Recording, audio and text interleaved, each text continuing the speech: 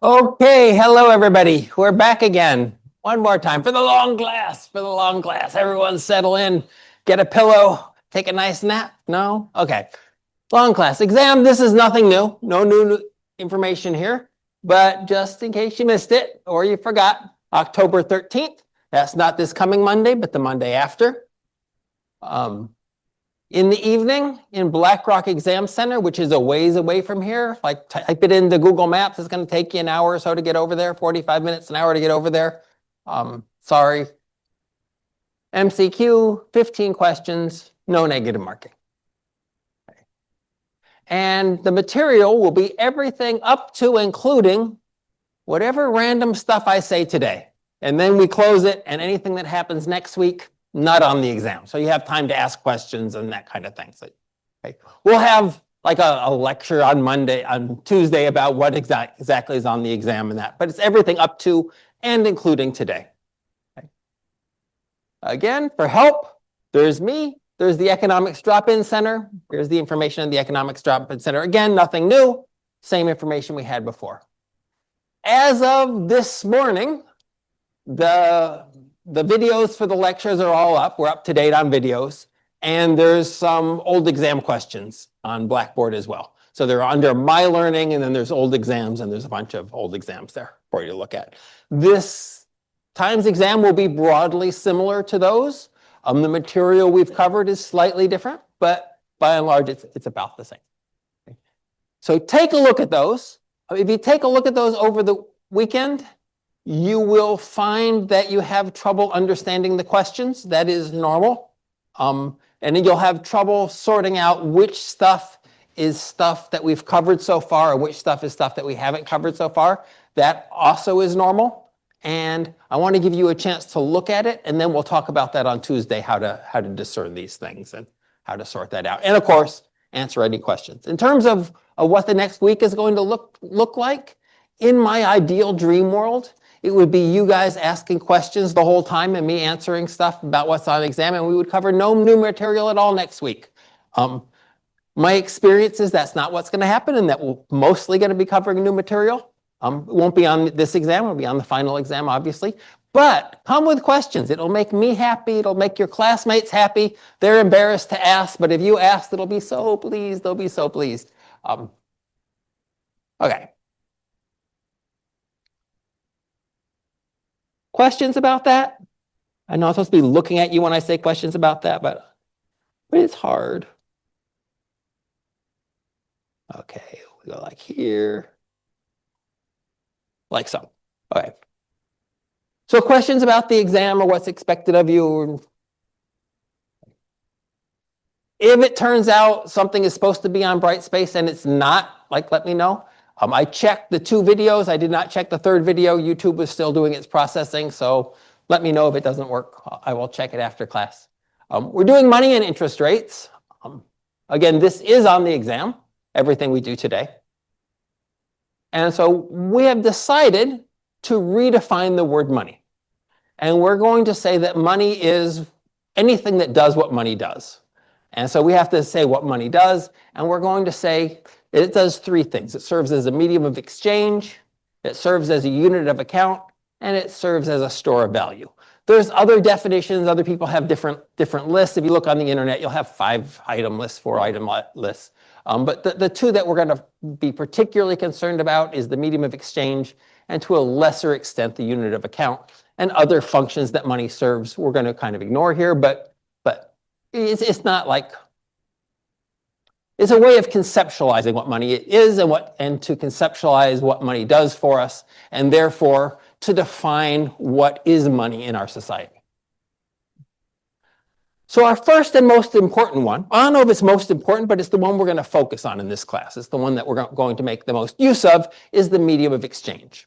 And the idea there is that if I want something from you, you have something I want, you want to sell it, we have to find, if it weren't for money, we'd have to find something that I had that you wanted, while you have something that I want. But if we have a medium of exchange, it means it's something that I'm willing to accept. Let's say, okay, you want something from me. It's something you're willing to accept. If I'm buying from you. Something that you're willing to accept, even if you don't necessarily want it. because you know that you can pass it off to somebody else. Okay, so that becomes a medium of exchange. You're accepting something that you don't particularly want, but it is useful to you because you can get stuff from other people with it. And so it means that I don't have to have something that you want in particular. I just have to have this medium of exchange that allows you to buy from someone else. And this is clearly what we use money for every single day. The reason why you're willing to accept getting paid in euros is not because you want to put them all in your bathtub and roll around in them, although you do you, don't let me get in the way, but it's because you want to buy stuff with it. Right? So it's not that you want euros themselves, you want the things that euros can purchase for you, by and large, right? And so euros is serving as a medium of exchange. You work at the donut shop, they don't have anything you want, you're sick of donuts by this point, but they do have euros. They give you euros and you can pass those euros on to someone else to rent an apartment or whatever. Right? So this is what we use money as a medium of exchange for every day.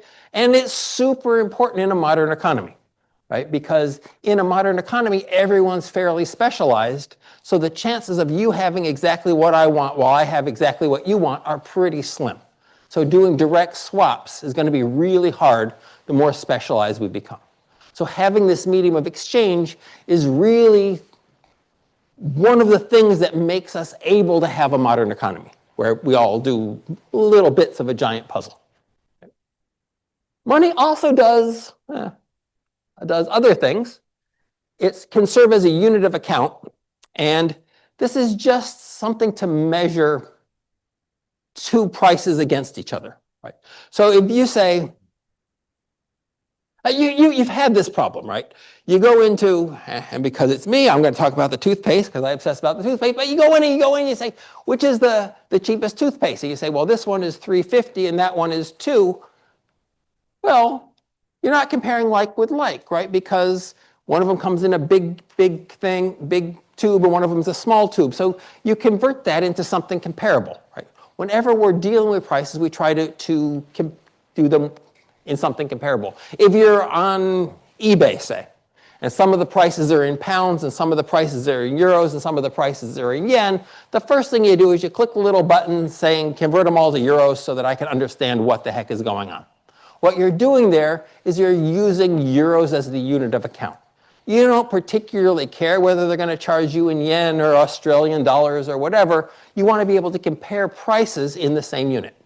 So you can imagine if sometimes I got paid in chickens and sometimes I got paid in gold, I would have to compare chickens with gold. Right? And so it's nice to convert all these values into one thing. If one job pays you in donuts, the other job pays you in chickens, you have to compare chickens and donuts. That is difficult. And so you convert them into one unit, all in terms of chicken values, all in terms of donut values, but more likely all in terms of euro values, just to compare the prices. And we do this like even when we're not going to be paying in euros, right? Even when we're not going to be paying in that currency, we can use a unit of account. So you could be on the eBay and they buying something from the UK, you're going to pay in pounds, but you might have it converted to euros so you can compare it to the prices in your shop. Right? And so it's not, so there, the medium of exchange is actually different from the unit of account. In your head, you're comparing it with euros, but in fact, you're going to pay in pounds. So for ages, I'm American, in case you didn't guess. I'm American, and so for ages, I was doing everything in dollars. I would convert all the euro values into dollars because that was my unit of account. My life was in euros. I was paid in euros. I bought everything in euros. But to make it make sense in my head, I would convert it all to dollars just because that was something I could compare with my past life experience. Right? Is this expensive? Is this cheap? Well, 10 years ago, I bought something that was about $50. So how much is it in dollars? I would use dollars as a unit of account. So everyone's unit of account can actually be different, but one of the things money does for us that is actually more important than you would think is it gives us a way to compare prices. We can convert everything into the euro value of something, and then we can compare the prices. You say, well, that's great. It's nice we can compare the prices. But in fact, the entire, like you guys took microeconomics, right? The entire economic system is based on our being able to compare prices. We say, if this one is cheaper than that one, I'm going to buy the cheaper one, right? All that goes out the window if we don't have a way to compare the prices. So this unit of account is simple, it's kind of trivial, it's kind of silly that we even mention it, and yet it is the basis of our entire economy, that we can compare prices, and money is something that's going to do something. So hold this in your head for a while. We're going to come back. I'm going to give you a podcast where they use this idea of money as a unit of account to save an entire economy. So just saying, it can be a thing. It can be a thing. All right. All right. And lastly, for us, money can be seen as a store of value. Right? One of the things that happens is I go to work and I give this lecture and I'm creating enormous value to all of you guys. But as soon as I walk out the door, poof, that value is gone. But no, they give me money. I know they do. They give me money. And then I can spend that money today if I want, or I could spend that money next week, or I could save up for a trip to Disney World and spend it next year, right? So even though the wealth is created now and it's kind of ephemeral, it just sort of vanishes into the air. You know, you're all going to forget it after the exam. So it's gone. The wealth is gone. But I've created it and I can save that till later. So one of the things we use money for all the time without even really noticing it is to store value. Right? You get paid and then you don't want to spend your paycheck on the day, but you want to spread it out over the month so that you're eating at the end of the month and not just today, right? And so what you're doing is you're using the money as a way to store that value till the end of the month, okay? And this seems a little trivial and silly, but there have in fact been cases where money lost its function as a store of value. When you're in super high inflation times, so Germany in the 20s, for instance, super high inflation, they would pay people twice a day. They would pay them at noon. They would go out with a wheelbarrow full of cash, not worth very much, but a wheelbarrow full of cash. They would spend it, let them go shopping for 2 hours at noon, and then they'd go back to work and earn their afternoon's pay. And they would do that because the value of that money would lose so much value. Inflation would erode it so much between noon and 5 that it wouldn't hold its value. So in order for them to get the value from their morning's work, they would have to spend it at noon rather than at the end of the day. And in that case, money was serving very poorly as a store of value, which caused all kinds of havoc in the economy. Okay. So these are our three things. And we're going to say anything that does these three things or some part of these three things is money. And we have this circular definition. Right. And you should be able to see, like right away, just money as a store of value. Loads of things store value. Right? You can store value in comic books. Just buy a bunch of comic books and sell them later, and your value has been stored. Maybe badly, maybe well, but to some extent, you've stored value. So pretty much everything is going to be money. And this is why my anthropologist professor was talking past her economist friend, because we've redefined money so broadly that really a society that didn't have some way to store value would starve in winter. But there's got to be some way that the crops in the spring turn into food in December. Otherwise, you're really screwed, right? And so there's got to be some way to store value. And so by definition, there's money. It might not be very good at being money. It might be kind of crap money. But in some sense, there's money because we've defined it so broadly. Whereas for the anthropologists, they don't know money was like coins and notes and stuff, right? And so the villagers didn't have that, but they did have a way not to die in the winter. So they're storing value. Okay. Here's the podcast I want you to listen to. Okay. These slides are up. You don't have to write this down. The slides are posted. You can click on the link in the slides so it's a little better. But this is Planet Money. It's free. It's about 20 minutes. And it is how they used the idea of money as a store of value to stabilize a hyperinflation in Brazil. All right. So listen to that. Grab it sometime when you're on the bus or something. Get it on your phone and just have it ready to go. And then sometime when you're on the bus, give it a listen. All right. So in principle, anything can be money. And if we look historically, once you go into the mists of time, things get a bit iffy about what actually happened and what is legend that happened. Some folks say that in Ireland, cattle was used as money, as a medium of exchange. Like you would accept cattle, and I think the definition of cattle is a translation error. I think it was more like sheep rather than cows. It wasn't like cowboys, but I don't know. I don't know. But many societies have had things like this, where people would accept a goat even though they don't want a goat because they know a goat has value, they can pass it on to someone else. And so if anybody does that, a goat is serving as a medium of exchange, in which case goat is money. Okay? Because that's how we've defined money. Money is anything that does what money does. The most important from our point of view thing that money does is serve as a medium of exchange. So if anyone is accepting goats for payment, even though they don't want a goat, and just plan on passing it on to somebody else, goats are money. Okay? So we can ask, like, is it good money or is it bad money? Like, how good are cattle, how good are sheep at being money? Well, as a medium of exchange, they're kind of not great, right? Because you have some problems if you're using goats. Have you ever met goats?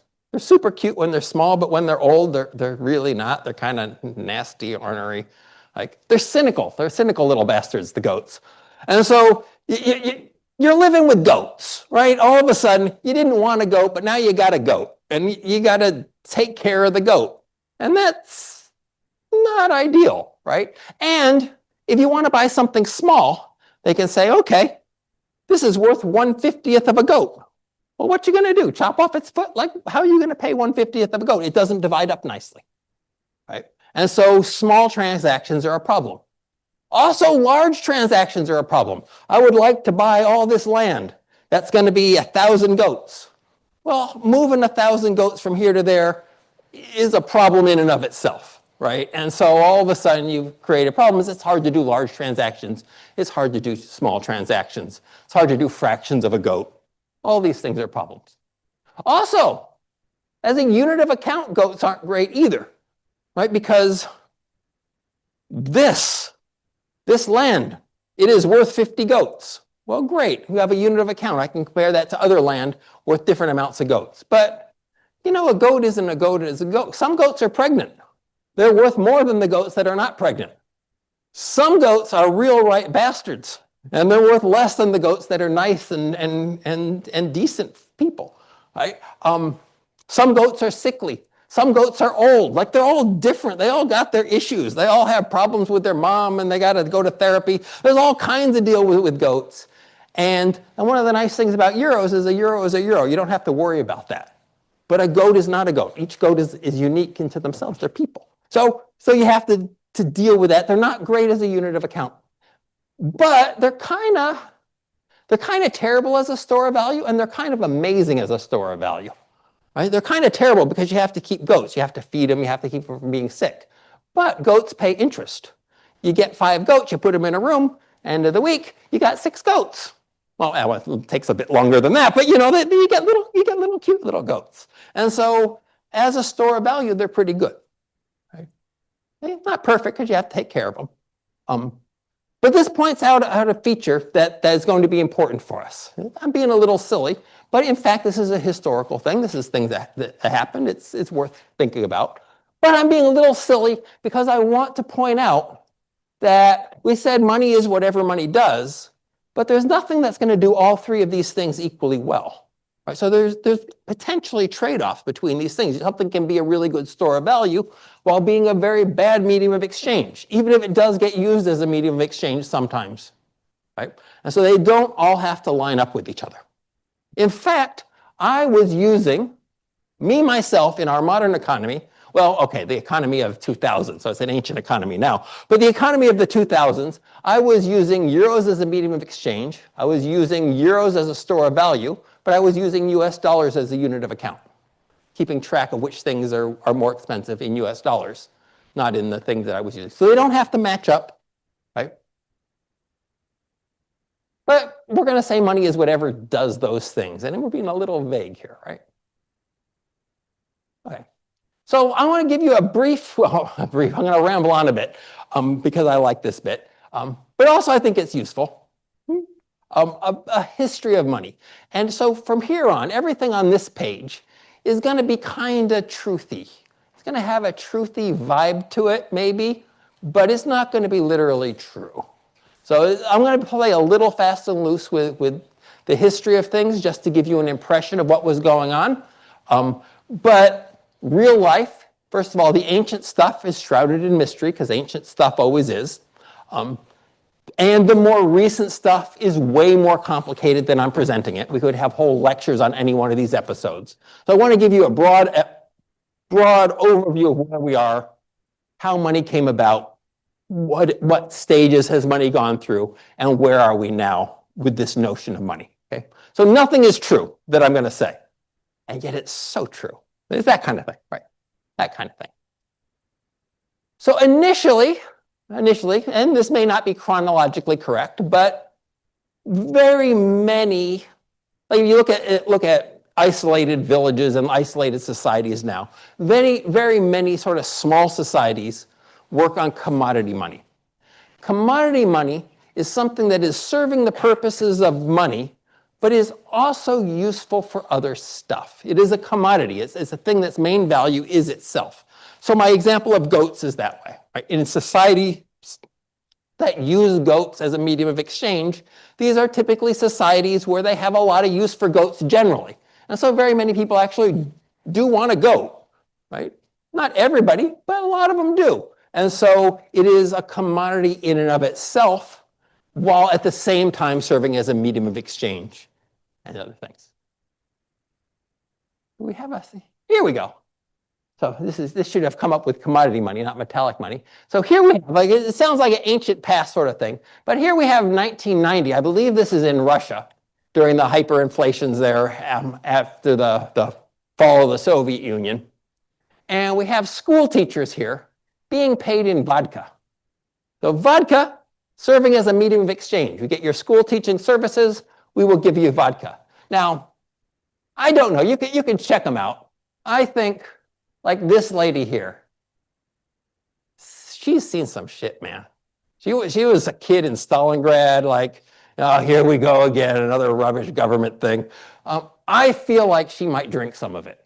I'm just saying. And the young ones, of course, are going to drink some of it. Well, you got to be young once, right? But I think a lot of these people probably are just trying to feed their kids. And vodka is not something that they want in large quantities, but it's something that they're accepting because they gotta, so that they can trade it for other stuff, right? So this is not something that never happens today. This is literally a commodity money, making all the definitions. It's something that people want. People do like vodka, but it was serving as a medium of exchange in those days because you couldn't trust the paper money. Right?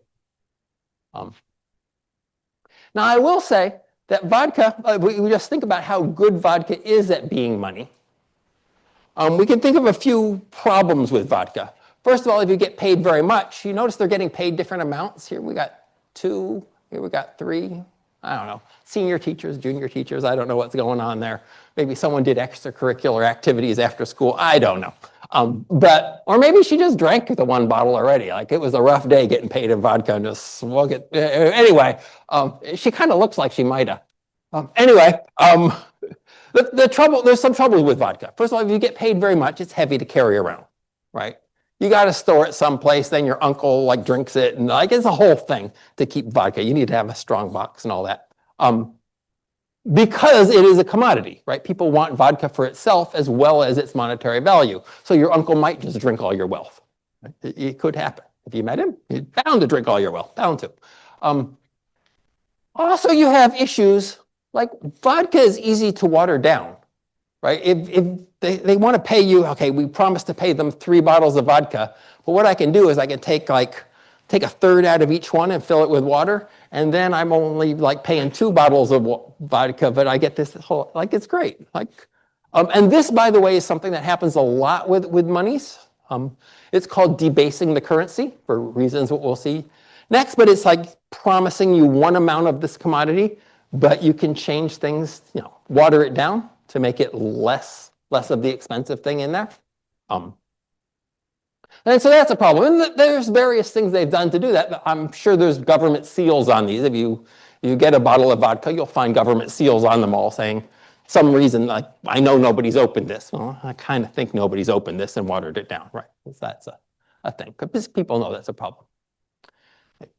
So because commodity money has some problems, and the problems it has, typically because it's something that people actually want in their daily life, it tends to be larger or bulkier. You know, goats are bulky and vodka is bulky, and so it's kind of hard to carry around. A lot of commodities that people care about are perishable. Not so much the vodka, but the goats, they perish. And certainly when I'm looking after them. So that's a problem. And by making it money and having all these people using it, not because they want it, but holding on to it just to store value. Like you get paid in goats, then you have 5 goats just sitting in your bedroom waiting for when you want to spend them. Those goats are out of circulation, right? But goats are something that have value to society in and of themselves. And so all those goats that people are just sort of hoarding are goats that are not put into goat uses. Terrible cheese, mostly. Terrible cheese. We don't get the terrible cheese. So all of it is the commodity market kind of screws up the money market, because if there's a shortage of the thing, if there's a grain, if we're using grain as a commodity money, if there's a blight on the thing and the grain doesn't grow this year, the prices of everything change, not just of that one commodity, because it's being used as money throughout society. And then you have people starving, but the rich people are hoarding the grain because you want to have your wealth and the way you store your wealth is you have a big silo of grain. Well, if people are starving, we would prefer that they ate the grain, right? This is not exactly the same, but similar to what happened in the Irish potato famine, right? There was plenty of potatoes, but they were all in the hands of people who were shipping them overseas. They could just as easily, if we were using potatoes as money, be in the hands of rich people who were just sitting on them, right? Either way, the people starve. So somewhere in there, as societies grow, they go to a metallic money. And by metallic money, this is just the jargon, because we are, not all of us, but lots of us from a European tradition. And the people that made up with this jargon were from a European tradition. They played way too much D&D. And they think of money as got the brass coins, and you got the copper coins and the silver coins and the gold coins. And we think of that's money. And so and then there were gold coins. And so you think about a gold coin, that's metallic and it's money. But in other societies, other things have served as metallic money. For example, jade was used in the Far East quite a lot as money. Right? So it's something that might have a value in and of itself, but it's not so central to society.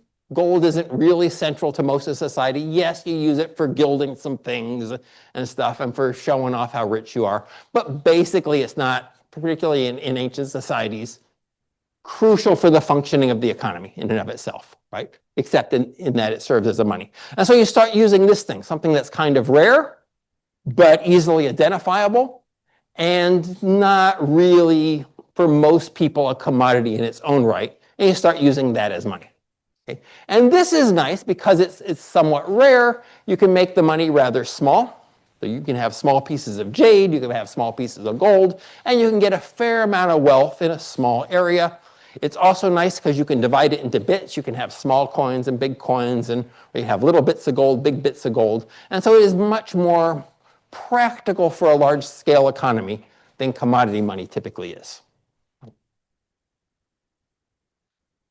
Okay. It is still technically a commodity, but it is less of a commodity than commodity. Okay. So once you have either one of these, you get the issue, well, vodka, if you have vodka, you have the issue of debasing the currency. And so what would happen is you'd have this gold, and just using gold, right? And gold in and of itself is really kind of terrible as a coin because it's super soft. So if you have gold and you have a pure piece of gold and you stick it in your pocket, it bumps against another piece of gold, it wears against the fabric. Pretty soon you have much less gold than you had before. It just wears off. It's very, very super soft. So to make it at all practical, you have to put some other metals in there to give it some hardness, right? And so you put what are called base metals in there, tin or whatever. I don't know, metallurgy. You put some other metals in there, base metals, non-money metals in there, just to give it structure. Right? That's fine. You put, say, 3% in there of something else. But then if you got a bunch of these coins out there, you say, well, if I melt all these things down and put like a little more tin in there and then form them back up, I got way more coins than when I started with it. I used the same amount of gold and the tin's almost free. And so I start putting base metals into these things so that I came with 100 coins. At the end of the day, after I've done my work, I have 110 coins. I'm rich. Right? That's what people do. So you put base metals in, debasing the currency. It's the same as watering down the vodka. Got less vodka in there. And so you get more of this. It looks like more of the stuff, more gold or more vodka to give out to people. Okay? Now, this was a real problem. And I stick with gold because I'm from that tradition. But you got your gold. There are ways to tell how much gold is in a coin. Right? It's not impossible to do. Even in ancient days, they could do it. But it was like a whole pain. Right? It's not something you want to do for every transaction. Right? And if you have silver coins, it's even harder. Silver is a bit trickier and so on. But there's ways. You can weigh it. You can see how much water it displaces. You can, all kinds of things. Chemicals you can rub against it. You can rub it against this rock. It reacts in this way. Various things you can do. How soft is it? When I got married, my grandmother gave me these big gold coins. And they're very precious with them, like they're unmarked and they've never been touched by human hands, and they were in a little sealed package, and it came with like a glove you were supposed to wear to pick up the coin. And so we sold it for our honeymoon, right? So we go to these guys, and the gold guys, I had never seen this coin. He just takes it and he tosses it against the wall to see how it clunks. So it clunked like gold, and so he bought it. There's ways. The guys who know how they clunk against the wall. But it's a big pain, right? And so governments gets involved. And by governments, we mean like local warlord guys get involved. And what they do is they make a certification that this is the real thing, right? And so they do that by stamping their little face on it. The face of the sovereign, the face of the king. And so became the sovereign's money, and they say, nobody else can do this. You can't, any randomer can't stamp my face on things. If they do, they go to jail, we kill them, it's fine, right? Same thing, by the way, with the vodka, right? They put little labels on the top to make sure that you don't debase the vodka, and no one's going to accept it if the seal's been broken. Or at least they're going to take a swig first to see if it's the real thing. So that's great. So all of a sudden, governments are involved. We have government? Yeah, so we have governments here. So the sovereign's got his name on the thing.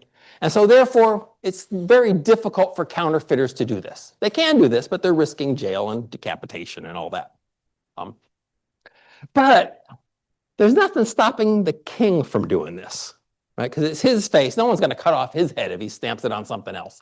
And so what you see happening is every so often, governments would get in need of money and be desperate for money. And guess what it was? They have a really great need to have a social program to help the poor. No, that's not the one. They have a really great need to attack somebody. So they have a war, and they're short of cash. Happens over and over and over again. Short of cash. But gold doesn't grow on trees, so what do? Well, you get a bunch of gold coins, you melt them down, you debase the currency, and therefore, you used to have 100 coins, now you have 110 coins, still got your little face on it, so everyone accepts it like it's the real thing. Right? And that has a value. The value that has, the ability to do that, the value that you've created for yourself, is called seigniorage, coming from the word sovereign. It's sort of the right that the sovereign has, in a practical sense, to debase the currency. And the seigniorage is the wealth that you generated from that. At least it did create wealth in society, but it made you get the wealth. Right? So if you had 100 coins, now you have 110 coins. 10% is the increase in your coins. Right? So you have 10% of the amount that you started with is seigniorage revenue. Okay?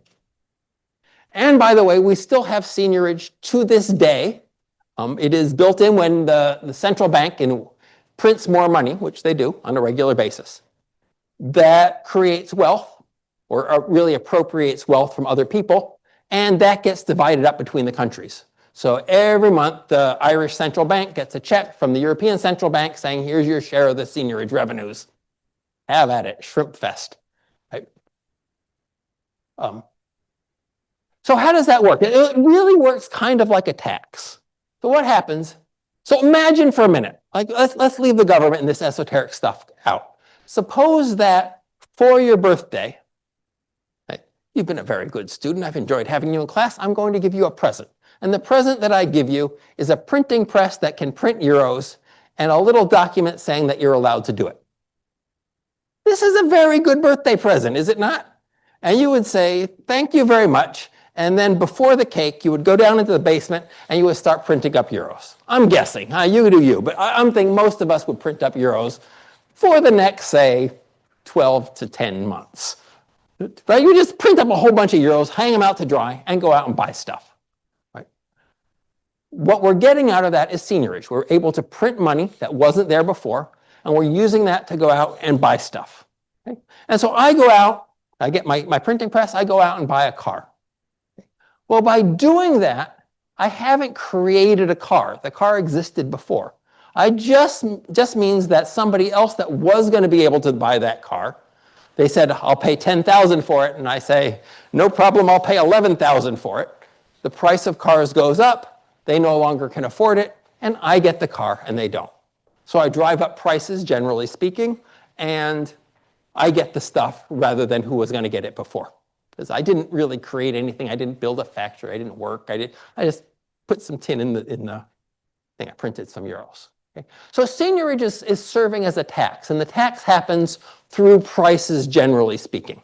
As you print all this money, it didn't create any stuff, and so there's just more money chasing the same amount of stuff. Prices go up. But in the process, the government, the sovereign, gets first crack at it, and so that is the seigniorage revenue.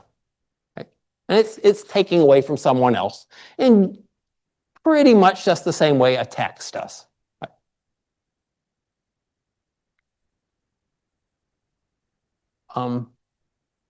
One interesting thing about seigniorage. So this guy, Shebnem Pamuk, is an Ottoman historian. And his superpower is that he can read Ottoman, which is, it turns out Ottoman is like a whole weirdo mishmash language of Persian and Arabic and Turkish and like all mixed together in a muddle. And so like nobody can read this thing, but the Ottoman, like the whole empire, they wrote everything down. Everything is written down. There's giant archives full of stuff that nobody can read, but he can read it. And so he goes into the archives and he's looking at instances where they had seigniorage, right? And he could find the old coins. And it turns out once the government started debasing the currency, you have a war, the government starts debasing the currency, the counterfeiters for 5 to 10 years would have better currency than the government itself. Every single time, because they don't want to get caught, right? So they have to be a little conservative on this. But of course, eventually people catch on that there's less gold in the coin. Okay. Then, passing a few thousand years here, zip through a few thousand years, things work more or less kind of vaguely like this. Variations here, there, whatever. Right?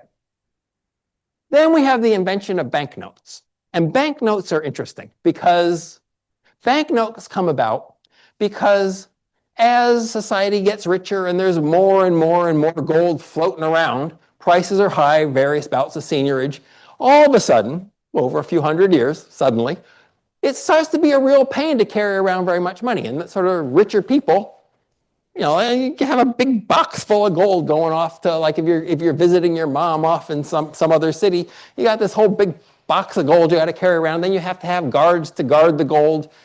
It's like a whole pain, right? Because it's big, it's bulky, it's heavy, it's prone to being robbed. And so what they do is they go to their bank, and the banks offer this service. And the service is, we'll write you a note from your bank. It's like a note from your mother, but it's a note from your bank. And the bank note says, if this guy presents this note, pay him so much. And we got a branch off in Milan, so it's no problem. Just take your thing, go to the branch in Milan, give them your banknote, and Bob's your uncle. They'll give you the cash. You don't have to travel with it. Okay? Lovely. A note from the bank. And they write their little names on it. They stamp it the way banks do. Well, this goes on for a while, but it turns out that as initially it's for really big things, like super rich people traveling here and there, and I'm going on a ship, so how will I get money when I get to Morocco and that kind of thing. But as it gets institutionalized, it becomes more and more normal people will be using these banknotes. And then you get a situation where someone goes to the bank and they get a banknote and they say, okay, it's for 100. Give me a banknote for 100. And then they go off to the butcher and they get a bunch of meat for the big party, and they get the meat and they give the butcher the banknote. Not bringing it to the bank to get the gold, but they give the butcher the banknote and they say, no problem, the bank is just down there, you put it in the bank. And the butcher's kind of happy about this because now he doesn't have to carry around all that cash to bring it to deposit it. And then the butcher says, well, I could go to the bank, but in fact, now that I made this big sale, maybe I'll do something for my daughter and we'll have like a little thing for her. And so he goes off and he gets party supplies and he gives them the banknote. And you end up with these banknotes going between 4, 5, 10, 15 people before they ever get back to the bank. Okay. So now these banknotes are serving as a medium of exchange. People are accepting the note even though they don't want it because they can get something they want from it. So all of a sudden, these things created, like they're not anything real. Like everything up till now was something physical that you could hold, really. I mean, banknotes, technically, you can hold them, but they're not real in the same sense. It's not like a commodity. It has no intrinsic value, but it has value because you trust the bank. Right? And if you want the gold for it, you can bring it to the bank. The bank will give you gold. Well, this goes on for a while, but as it becomes more and more normal people doing this, and not just the rich and famous, as it becomes more and more normal people using these banknotes as a medium of exchange, of course the governments get involved, because of course they do. Of course they do. Right? They did with the metallic money. They turned it into, the governments got involved and certified the money, and they do a similar thing with the banknotes. They say, no problem, we will issue these notes. We will call them, say, pounds sterling. And if you bring us one of these pounds sterling, we will give you a pound of sterling silver. And this is great, because now you can just carry around this little slip of paper, and everyone knows it's worth a pound of silver. Right? So this is what's called the gold standard. Okay? Not like in the gold standard in advertising terms, but it is, we have these banknotes, these notes circulating, issued by governments, and the government promises to give you gold or something similar, right? To give you some physical money if you bring the note in. But it's so much more convenient than carting around the gold. Like these little slips of paper, we have them with us today.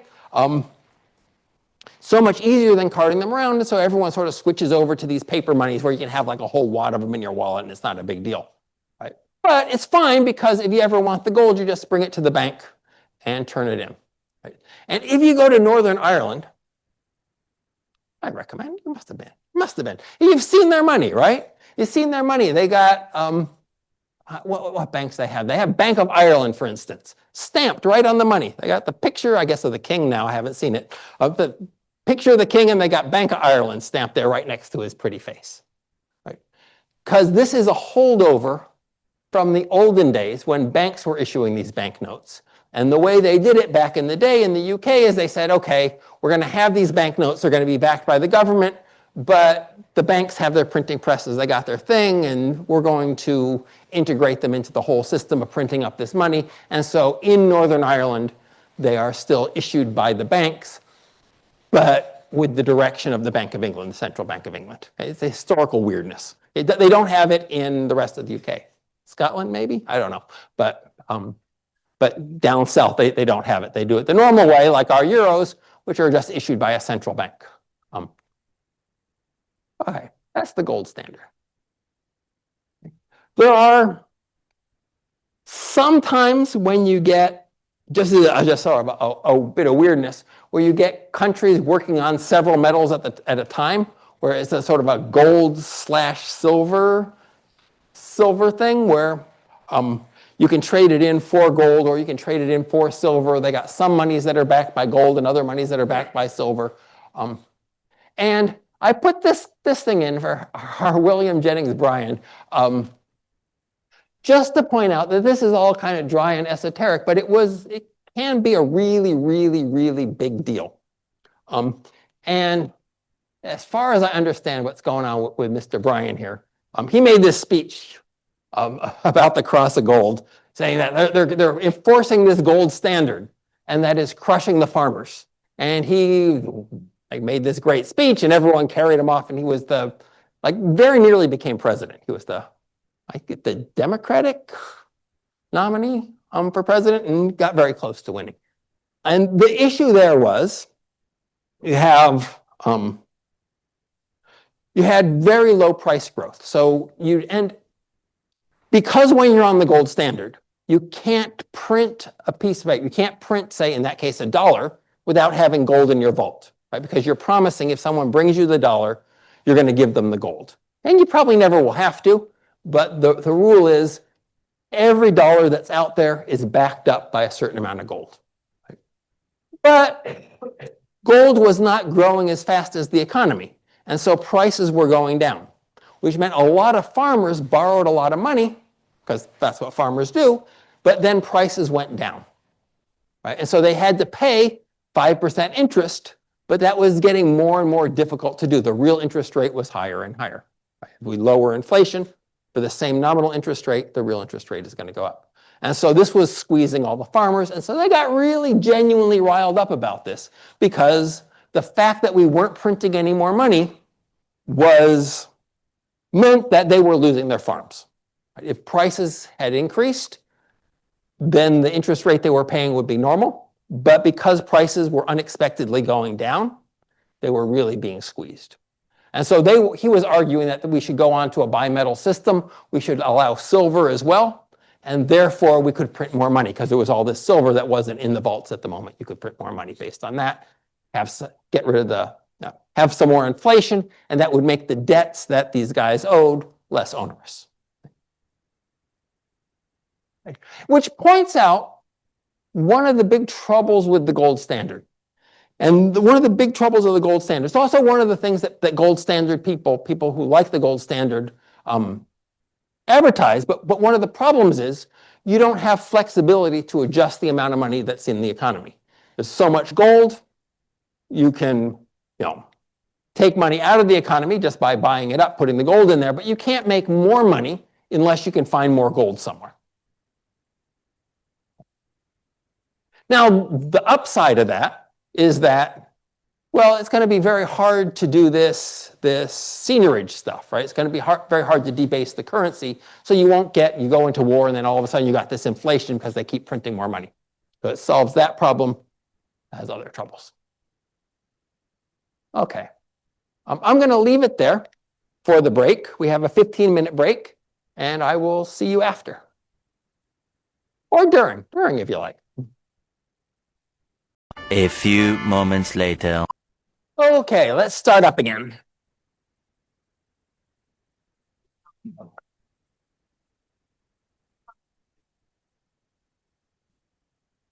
So while we're here, unrelated to economics, this William Jennings Bryan guy is an interesting guy.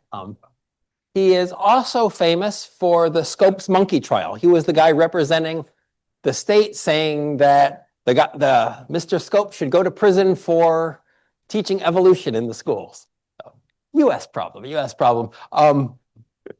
The other lawyer, Clarence Darrow, amazing guy as well. Movie about it, Inherit the Wind. You can see Mr. Bryan's in the movies. Hey, if you like old movies, get a black and white look like this. Okay. So that's all well and good. We're on a gold standard.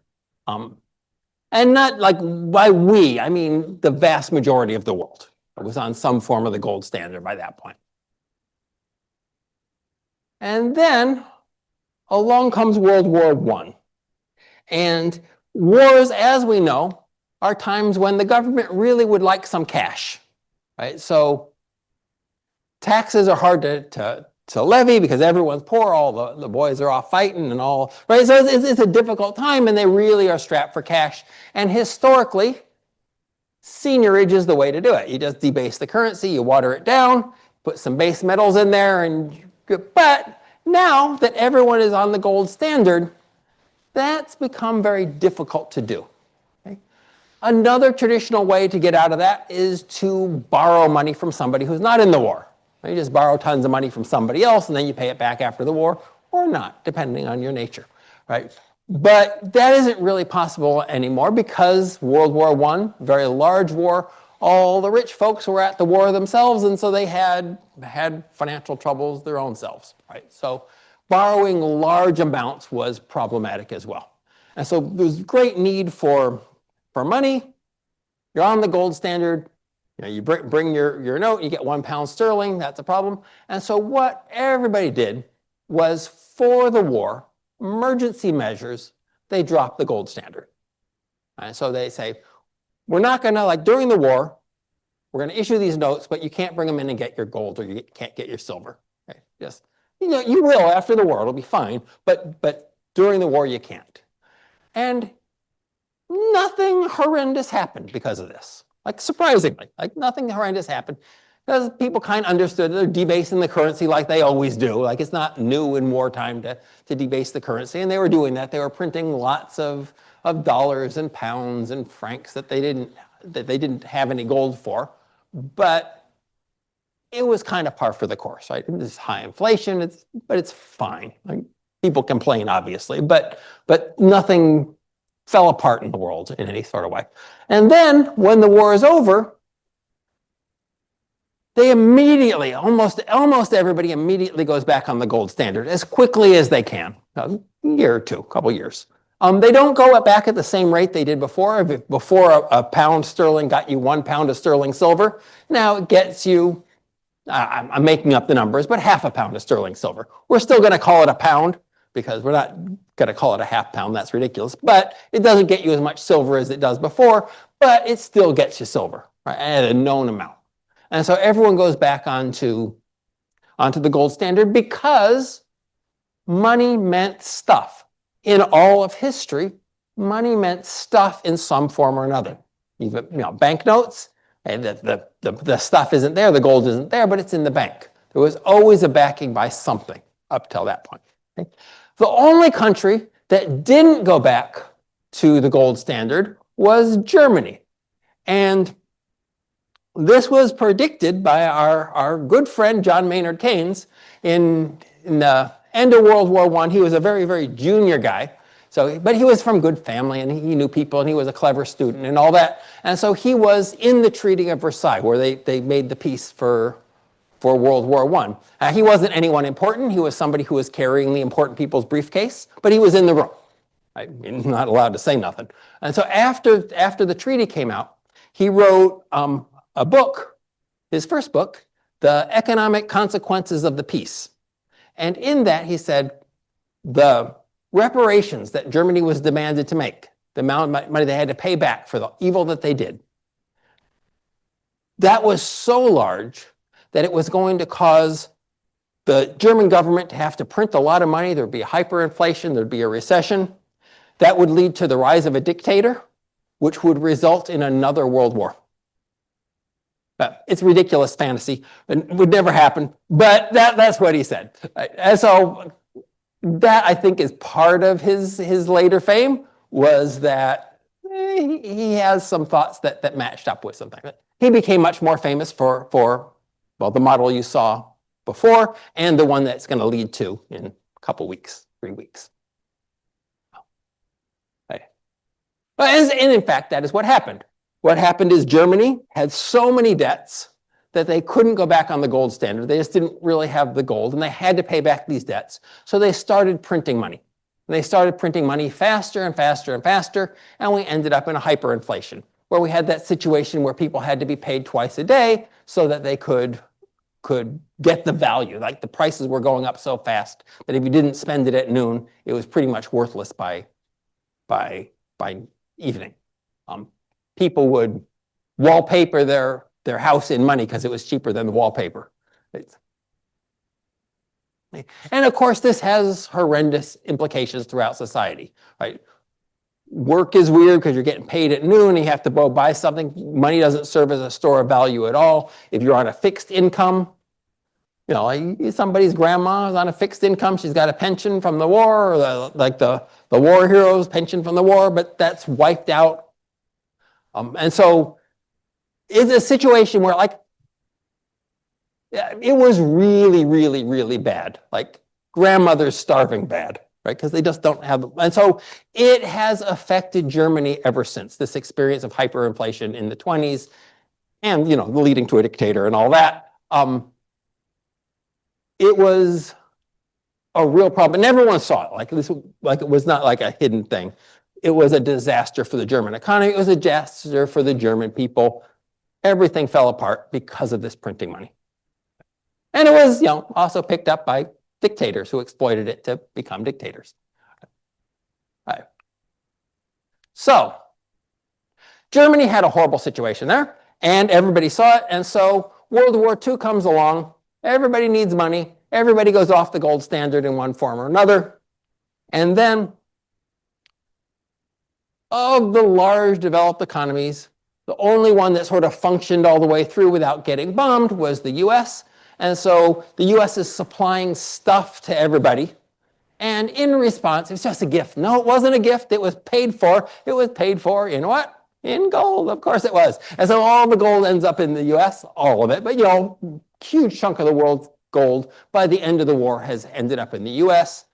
We come to the end of the war. Everyone got through it financially kind of okay. We debased the currencies and all that, just like in World War I. But now we're at the end of World War II. And everyone's taking stock and saying, what do we do now? Right? We definitely don't want to not have the gold standard, right? Because look what happened to Germany. It was horrible.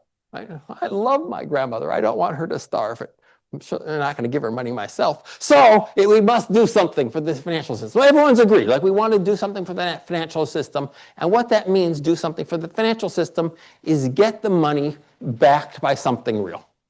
We have all these paper notes floating around. We want them to mean something. We want them to be tied to something real. And that something is going to be gold, right? That's all well and good, but the US has all the gold. So the US can very easily go onto the gold standard, but it's going to be a little more difficult for France and Germany and, you know, Japan and all these countries that have to like stabilize their economies and not turn into World War III. We want them to be on the gold standard. And so what the US has to do is give everyone back their gold. No, that's not going to happen. No one ever gives back gold. That's not a thing. Forget about that. So what we have to do is we have to somehow have the gold in the US backing up all that stuff. Okay? And this is the Bretton Woods Agreement. This is, I think, a whole bunch of finance ministers. I forget how many. Was it 20? Was it 50? But a lot of finance ministers. They all meet in a fancy resort in Bretton Woods, Connecticut, I believe it is. They all go out to the east coast of the US. They get the lobster. They get the caviar. I don't believe they had cocaine on the day, but I don't know. I know they would have if they could have. It was all the swanky people at the swanky resort hanging out, and in the way of the world in those days, deciding how everyone was going to live in the world, right? You just divide up countries in those days and move the people around. It was one of those meetings. We got all the big shots. We're going to decide the financial system for the world in this room today over lobster. And so they do. And this is called the Bretton Woods Agreement because they did it in Bretton Woods. They want to remember those good days with the caviar and the lobster and all, right? And the way this worked, a little convoluted, but America, going to keep the gold. Like, be cool, man. We're keeping the gold. But what we're going to do is we're going to go on the gold standard. And so $1 is going to be worth this much gold. Okay? And then the rest of the world can't do that because they don't have the gold to back it up. But what they can say is they can say 1 British pound is worth $4. And we will give you $4 if you bring us a British pound. And if you bring us $4, we're going to give you a British pound. And so they can fix the exchange rate. And this is difficult to do on your own. This is actually my area of research, the troubles with fixing an exchange rate. But they actually had friends. Like the US says, no, we'll back you up on this. If people come and demand their dollars, we'll print the dollars for you so that you can do this. Okay, so you actually have the dollars. If they ask and they demand pounds, of course you can print the pounds, you got the printing press. But you can't print the dollars, but don't worry, we have the printing press for dollars. Because we're all in agreement and we're all playing nice with each other, we will print the dollars for you. And this is why it needs to be an agreement. It can't just be one country doing it on their own. We all need each other. We all want a stable financial system. We don't want any more of this hyperinflation like it in Germany. We want everything stable so that we can have peaceful growth and all get along for once. Right. This is the goal. Noble goal. It's fine. So again, US has the gold standard, and everybody has this agreement where they fix their exchange rate to the US dollar. Right. Now, in order for this to work, it's got to be, right, there's this promise that if I give you a pound, you're going to give me dollars, right? You're going to give me $4. So it can't be that the British government is just printing pounds all the time. Because if they were printing pounds all the time, then the US government would have to print dollars, and then we get inflation, right? So the whole point of this is not to have inflation. So there has to be an agreement from the British as well to say, we're not going to print so many pounds. And so they all get together occasionally, always a swanky hotel. Always at a swanky hotel, they decide how much they're going to print each year. They get together occasionally. And it's like a whole bunch of countries involved in this. It's not just US and UK. It's a whole bunch of countries. They're all meeting all the time and doing this. And yeah, so we have a fixed exchange rate there between, say, Britain and the US, and between Germany and the US, and between France and the US, and so forth. Interestingly, for the Irish amongst you, the Irish were not part of this deal, but the Irish sort of piggybacked on it by pegging their exchange rate by having a fixed exchange rate with the British pound. And so they kind of had to control the Irish pound because they had to follow the British pound. Right? And so we're kind of in it, but the US didn't back us up in any way. We just had to do it on our own. Right. What do we have? Okay. So that went along for a while, for quite a while, like until 1970, 71, something like that. Don't quote me on that. 70, early 70s, 71, say, making it up. It went on not perfectly, like there was always troubles, like countries are growing at different rates. And so if you're growing, you kind of need more money in your economy. Like if you're growing, but your money isn't growing, then everything has to get lower in value, so you get deflation. And so there's occasional adjustments and fights over what the exchange rate should be, and et cetera, et cetera. We have to stay longer at the resort. I'm sorry, it's just we have to. Bring your suit. So this went on for a while, and there was various crises, but basically it was kind of more or less sort of working. One thing I should say, I forgot to say. In the Bretton Woods Agreement, there was a whole bunch of finance ministers involved in that, but it wasn't the whole world, right? There's the lesser unimportant countries, the countries nobody cares about. Right? There was those days when there were people and there was everyone else. So those countries, what are we going to do for them? We don't want dictators coming out of those places either, right? So we want a stable world system. They didn't get invited to the big party. What do we do for them? And so what they did for them is they created the International Monetary Fund, the IMF. And the idea with the IMF was it's a big pot of money controlled mostly by the Americans, but a bit by other people as well, various European countries like France and Germany. Right? And if a country was playing nice, and however that we define playing nice those days, if a country is playing nice and they get into trouble, the IMF will come bail them out, will come help them out. That was the point of the IMF. We can discuss whether the pot of money was all that big. It wasn't actually, but that's why the IMF came about. That's why we have an IMF, is to support the Bretton Woods Agreement. That is why it came about. Okay. So then everything's going along. It's getting rockier and rockier as time goes on because the countries are diverging in terms of their economies and things are changing as they do. And the Bretton Woods Agreement is something that, it's hard to get these agreements to change to reflect reality. Someone's always a winner, someone's always a loser. So eventually, one day, President Nixon just gets up on the wrong side of the bed and decides that the US is no longer going to back up its currency with dollars. All of a sudden. Okay. Now there's reasons why he did this, et cetera, mostly, partly due to the imperfectly functioning Bretton Woods Agreement, partly due because Vietnam was expensive. But he decides that the US no longer has the gold standard. Okay. Well, that's nuts, because the last time someone didn't have the gold standard, we had hyperinflation. So that sucked. But now the US doesn't have the gold standard. Now we are on what's called fiat money. And occasionally you'll see in the news, it's a word that doesn't get used a lot these days, but the one place it does get used is judicial fiat. The judge decided it by judicial fiat. Nobody voted for it, he just decided. It's kind of an arbitrary decision of the decision maker. By my say-so, this is how it's going to be. Okay, so fiat money is money, in some sense, only because Nixon said it's money. Why are dollars of value? Well, they're not really. They're just little slips of paper, right? They're worth more than monopoly money, but they're really the same thing. Somebody just printed them. Before it was different. Before you could take them in and get gold, but now you can't. It's just a slip of paper, right? Now I know, yeah, just a slip of paper. So this is like a big deal. This is the second time a major economy has, in more or less peacetime, had fiat money. Okay, the first time was a disaster, and now we got this. But it's not just the U.S. now, because we have this Bretton Woods Agreement. And all that was based on the gold, right? The British people were thinking, okay, the British pound isn't worth anything in gold, but I can take my British pound, get $4, then I can change those in for gold. So really the British pound was backed by gold. Just a big pain to get it done, but you can get it done, right?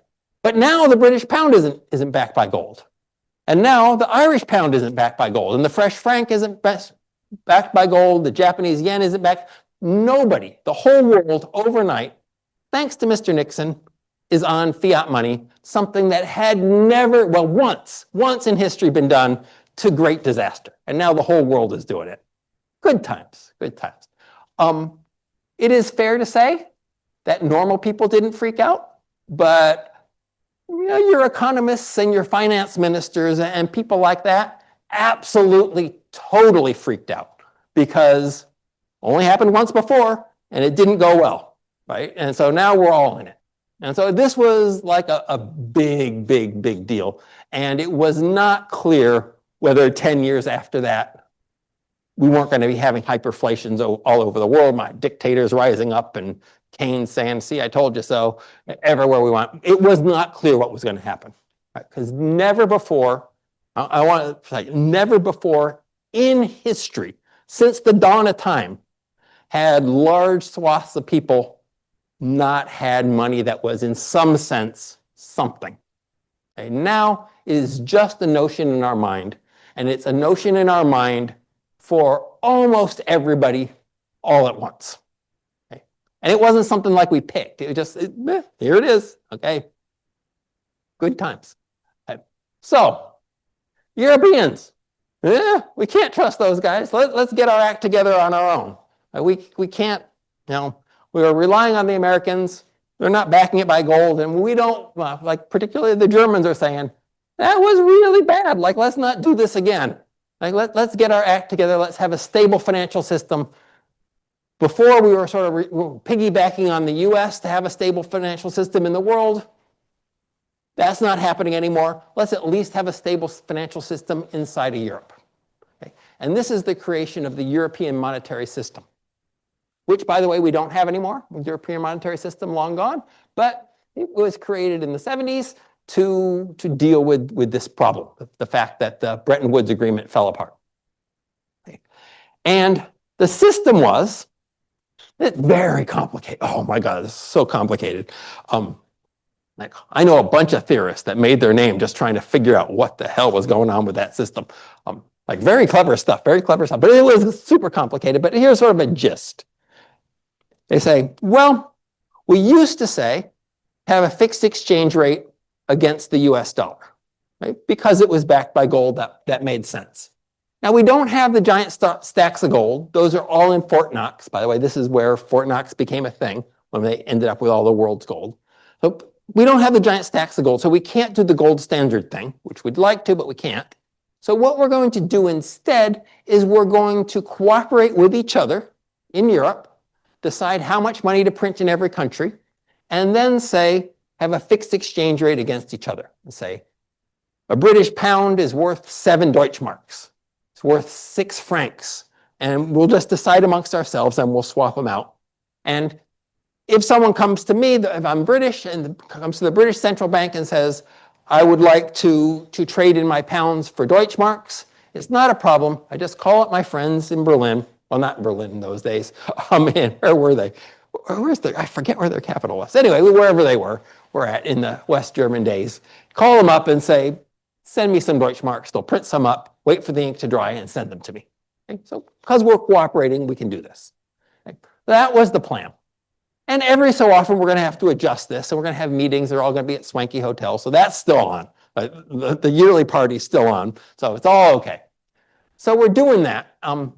It gets more complicated as they go along. They decide it's really hard to keep it at 4-to-1. So let's let it have a range. Let's let it be anywhere between 3 and 5-to-1, like francs per or Deutschmarks per pound. And then we let it fluctuate in there, but we only intervene at the edges, and it became a whole complicated mess, right? But that was the basic idea. And the way we did this is we had this thing. This was a charming bit of. This is more detail than we really need, but it's no. We're all Europeans here, right? We should know our goofy history. We had this thing called the European Currency Unit, and the European Currency Unit was like a basket of currencies. They'd put in a British pound and 4 francs and 6 Deutschmarks, and then they'd have this basket, and they'd peg the currencies to that. So they'd say, we're going to say the price of a European currency unit in British pounds is 3 pounds per currency unit, which is this basket of currencies, which includes some pounds, but also the other stuff. And in all the financial press, you'd always see how much the ECU was valued against everything else, and they treat it just like it was its own currency. So it was like a whole thing. Well, that didn't last. That lasted until, what was it, 1992. In 1992, we had a financial crash, and what happened is, they were adjusting this thing over time. But at any adjustment, there's huge profits to be made, right? If they're going to switch it from 4 Deutschmarks per pound to 5 Deutschmarks per pound, well, if I buy pounds at 4 Deutschmarks, and then it goes up to 5 Deutschmarks, I can sell them for 5 Deutschmarks. Overnight, I've made 25%. Right? And so people would all try to predict when these price movements would change. And of course, these price movements weren't just coming out of the air. They were coming because people started buying up pounds or started buying up Deutschmarks. Right? And so if everyone's selling their Deutschmarks and buying pounds, this puts pressure to change. But it also means that they think there's these profits to be made. So at one point in 1992, they thought that the British pound would devalue, that it would be worth less in terms of the other currencies than it was before. And so people say, okay, what we want to do? Today, British pound is worth a lot. Tomorrow, maybe it's not going to be worth so much. So what I want to do is I would take all my British pounds, I want to buy Deutschmarks, wait till tomorrow, and then I can buy the pounds back up cheap. Right? Woohoo! Good times. And if we think this is going to happen, I do this. And if I really think this is going to happen, then I borrow a ton of money to buy up Deutschmarks and switch them tomorrow. And I make a ton of money if the price changes. And I lose money because I borrowed, I have this interest payments, if it doesn't change. And so this is where George Soros becomes famous. He was a rich guy, right? He was a rich guy. He was a trader. He was off in London doing his trading. I don't know what he traded. Stuff. Probably not stuff, probably financial instruments. So he's doing the trading, and he, like a lot of people at that point, decided, okay, the central bank is going to devalue the British pound. It's going to be worth less tomorrow than it was today. This had happened before, and they expect it to happen again. So all of a sudden, he starts buying, and a bunch of other people start buying Deutschmarks. And as they're doing this, they're taking money out of the system, right, out of the UK, and it's going into the vaults of the central bank, and they're getting a bunch of Deutschmarks. Okay. They're doing this, and then as they do this, it raises the interest rate in the UK. And we'll see the mechanism by which it happens. The interest rate in the UK goes up, which means everyone's mortgages start becoming more expensive, and people in the UK have mortgages that are tied directly to the interest rate. So all of a sudden, I was paying £1,000 a month for my house. Now I'm all of a sudden paying £2,000 a month. People get pissed, right? And so the president of the central bank comes out on the steps of the central bank, and he says, "We will do anything to defend the British pound." Right? Very strong statement. And so Mr. Soros heard that statement, very strong statement, and he thought, you know, he wouldn't have come out on the steps of the central bank unless he was really scared. So he borrows even more, and he goes all in, borrows everything he can, and the next day the whole system collapses. And he gets super rich, and that's why he gets known as the man who broke the Bank of England. He didn't do it alone. A lot of other people were doing it, but he was most sort of public and large, saying this statement made them look weak, which is an interesting thing, because one of the things we're going to see in macroeconomics, and we've seen it a bit before, is that people's perception of the future is a self-fulfilling prophecy. Right? If we think next year is going to be bad, we're going to lower the amount that we spend now, which will in fact make next year bad. Right?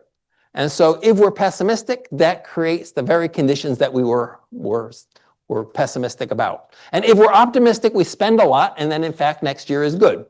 Right? If we do it in mass, not if we do it individually, obviously. Right? And so we have a lot of these sort of self-fulfilling prophecies. And so we get all these statements by government officials trying to encourage us to think positively. Right? But this incident with Mr. Soros and the head of the central bank is it's instructional in the sense that it's not clear how any statement is going to be taken. Right? It's not clear that your statement of strong support isn't going to be taken as a sign of weakness. But maybe it's not. Like it's very hard to tell. And so, you see politicians lying to you all the time. You see them massaging the truth all the time. And we, partly it's self-serving, but partly it's to talk up things because it becomes a self-fulfilling prophecy. It's not clear that those statements always work the way they're intended, however. Okay, so the European currency unit, the European monetary system falls apart. Right? It's just too much speculation. It's too hard to keep these fixed exchange rates pegged, and in 1992, it all falls apart, which leads to the creation of the euro. And at that point, we get a currency for all of Europe, and that's, well, most of Europe, not all of Europe, most of Europe, which is more or less where we are now. It's before your time, well, most of your time, but the introduction of the euro was pretty interesting too, in that people were really, really concerned that nobody would use the euro. Right? Because it is just fiat money. It's just a piece of paper. They could use monopoly money. They could use anything else. And the argument could be made that, look, people were using British pounds because they got used to British pounds back when it was backed by gold. Right? So it's still in the mindset, like we dropped the gold, but they're kind of used to the pounds, and so they're willing to accept pounds. But then when they introduced the euro, the only reason that fiat money has value is because we think it has value. It is just slips of paper. Right? If we don't think, like you say, oh, there's only so many of them. Well, if someone wants to give you a slip of paper, the only reason you're accepting it is because you think someone else will accept it. And the only reason they're accepting it is because they think someone else will accept it. So for this medium of exchange to work, it's really about our beliefs about whether other people will accept this thing or not. And it wasn't at all clear that people were going to believe that the euro was such a thing. Right? They could do, like clearly they could, but there's nothing that means they have to do that. And the podcast is partly about that. They introduce a new currency in Brazil and how they went about getting people's expectations that it would in fact be money. And they worked very hard on the euro. And when it was introduced, I think it was 1.4 dollars per euro, much less now. They actually wanted it to be 1-to-1 with the dollar. Like that was the original thought. But they say, no, we need to make it really strong because initially people aren't going to buy into it and it's going to fall in value for a while. We don't want it to fall below 1-to-1. And so they thought it was going to lose 40% of value at the beginning, or they were worried it was. It didn't in the end. But it was like a whole thing. There were fireworks and all kinds of politicians pretending to be cool, and it was awesome. But it was, finance ministers pretending to be cool. It was pathetic. But that's how we got the euro.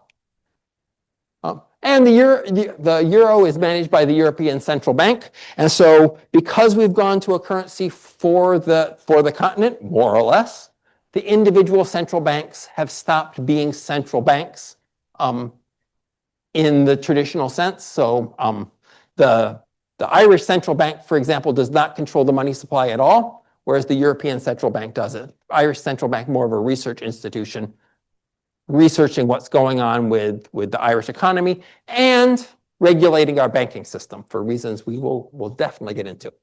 So that's where we are. What I want you to get out of this is, first of all, like have a clue what's going on in the world. You should know these terms, what they're on about, which is why I give you them in a list. But also I want to emphasize, I know it's your whole life, and it's pretty much my whole life too. Like I was 6 when we went off the gold standard. Right? I do remember my uncle saying, "I'm going to buy up all the gold," and I had my grandmother like filled the house, filled the gold house. Like she was expecting a zombie apocalypse. She was a child of the Depression. So she had gold and platinum stuffed in the walls and stuff. After she died, people were finding that gold in the walls for years and years. But by and large, my life has been set with fiat currency as well, right? And so we think of it as normal, that there's nothing backing up this currency. But it is, in fact, incredibly new. Like we're talking what? 200,000 years of history here, more or less.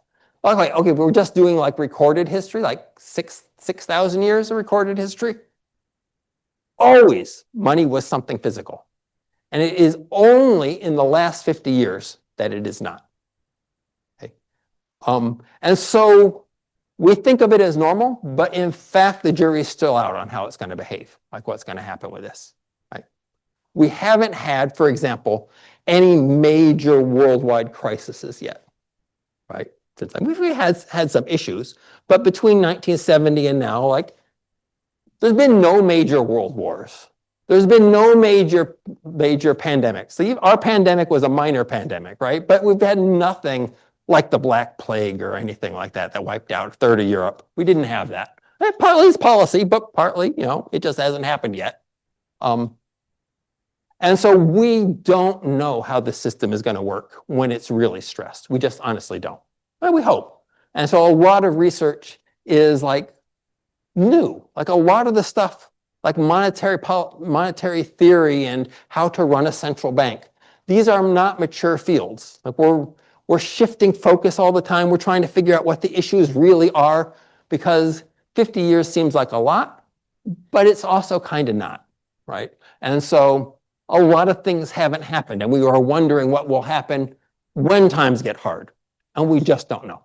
Right? And we don't know what the best way to deal with it when times get hard, because again, we haven't seen that. Okay. I will leave it here. This is the line, end of page 11. That's what's on the exam. Anything we do next week is not on the exam. However, I would ask you, just give me a second before I fell right into that. I walked into it. It would be a really good idea to spend 2 hours with the old exams this weekend. You will get stuck, you will get frustrated, but the frustration is important. And then if you do that, you'll have loads of questions for me next week, and I would love to spend the classes just answering questions. If you don't do that, you won't have the questions, and so I'll just ramble on. But it would be I think it would be helpful. Like before the exam, you're going to be stuck for 2 hours. Let it be now, and then you can get help. Right. Right. Have a good weekend.